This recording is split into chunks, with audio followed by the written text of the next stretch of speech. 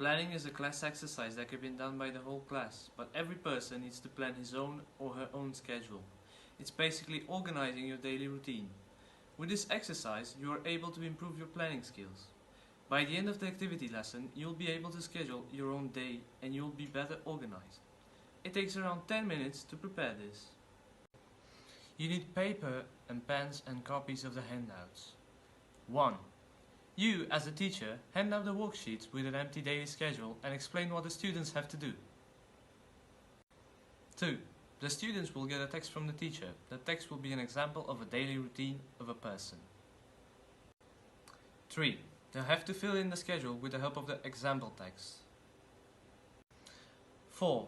Once the students have finished filling in the schedule, the teacher will then take the filled schedules and the papers with examples. 5.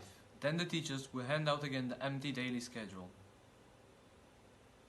6. The teachers will then ask the students to fill in the schedule with their daily routine, from waking up until going to sleep.